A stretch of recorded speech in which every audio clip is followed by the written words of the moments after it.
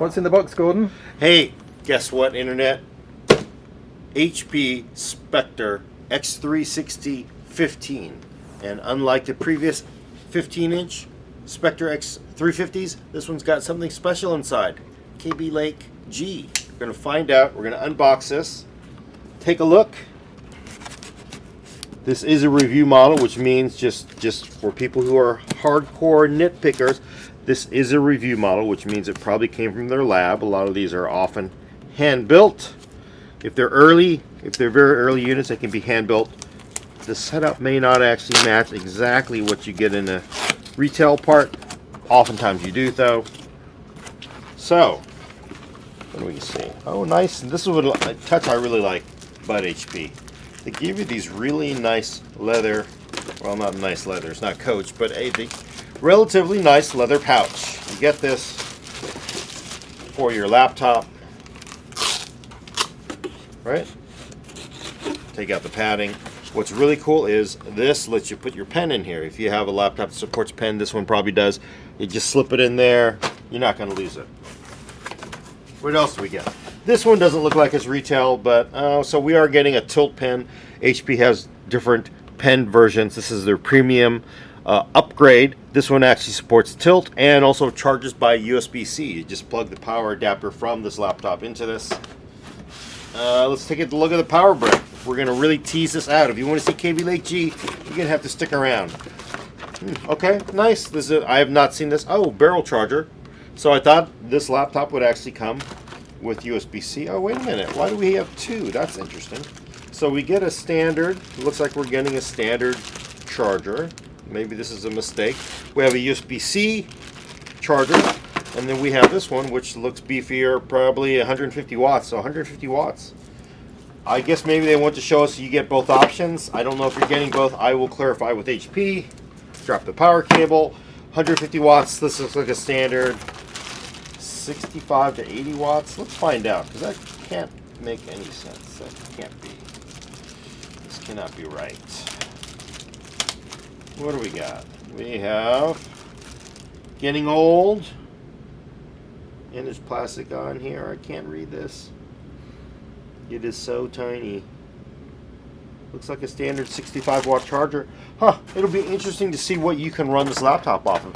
It's possible you can run both. And of course, waiting for the last thing right here, HP X360, Spectre X360 15. Let's take it out of the box, see what you get. Now we've seen a few versions of this. This is the latest version. The previous one, it had discrete graphics. Oh man. You got discrete graphics. And you got like a dual core. They upgraded that to a Kaby Lake R. In fact, the current Spectre X360 15, if you go and buy it right now, you're going to see the Kaby Lake R version with discrete graphics, GeForce MX 150 graphics. HP, interestingly, makes both. I'm going to guess, though, that this one is going to kill its sibling because Kaby Lake G. And, of course, if you don't know, Kaby Lake G is that shotgun wedding between Intel and AMD. You get a quad-core Kaby Lake R CPU, and then you get a custom graphics part, full name Radeon RX Vega, in quotes, M, in this version, GL graphics. That basically means it's an AMD custom graphics core. It's called Vega. It's got some Vega things. From what I know, it is still Polaris based. But good news, it has HBM2 and it has high bandwidth cache. A lot of the cool things from Vega. So it's a Vega hybrid. In performance, though, we're talking 1050 Ti. 1050 Ti. In fact, in teraflops, it actually falls somewhere between a 1050 Ti and a 3 gig 1060 desktop part. So what are people going to use this laptop for? So this laptop basically is capable of gaming. I mean, very decent, reasonable gaming at 1080p. I'm going to guess 1080p medium, maybe high on some older games, but I would not expect you to run at super high resolutions. In fact, this panel In this particular model, they're giving you a 4K IPS touchscreen with pen support. You're not going to be running 4K games on this unless it's an RTS or something. What else you get? It is a convertible. I'm a big fan of these convertibles. It's really funny. They seemed really strange at first, but if you use a convertible long enough, you really really grow to like it. I mean, there's just, you don't always run it like that, but when you do, it's really great. And they have pen support. Let's look at the ports. Starting this side, full-size HDMI, 2 Thunderbolt 3 ports, fingerprint reader. It also does have an integrated IR camera for Windows Hello biometrics and the fingerprint reader. Other side, Type A, yay, power button. Very nice. It's beveled out so you can reach it, and looks like a standard SD card reader and a headset cable. Let's turn it on just to see what we see. This particular one has the Core i7-8705G, quad core, turbo, 4.1 gigahertz, base of 3.1, and again that Radeon RX Vega M GL graphics. Oh, and here's the logo. Actually, this is probably the first time we've seen the final logo. People like the little badge logos, but you're seeing Core i7 8th gen, Kaby Lake R is 8th gen, with Radeon RX Vega M inside. Look at that. So we're getting touch, 4K.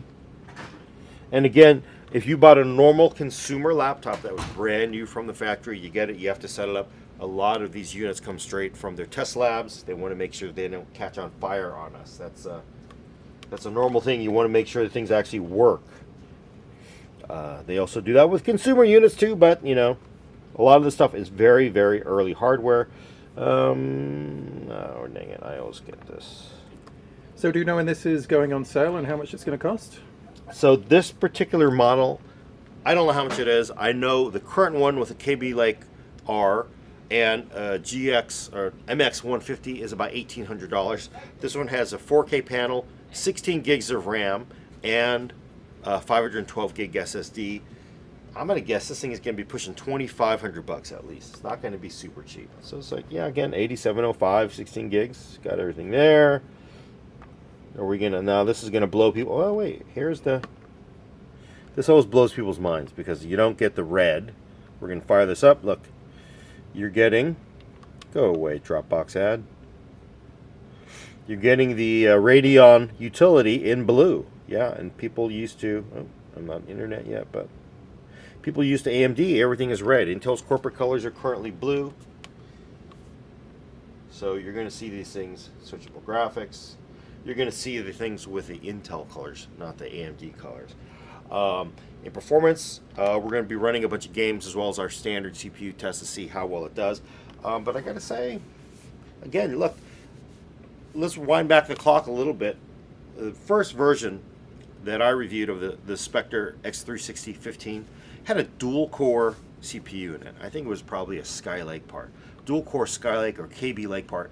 And like a low-end, again, low-end NVIDIA discrete graphics.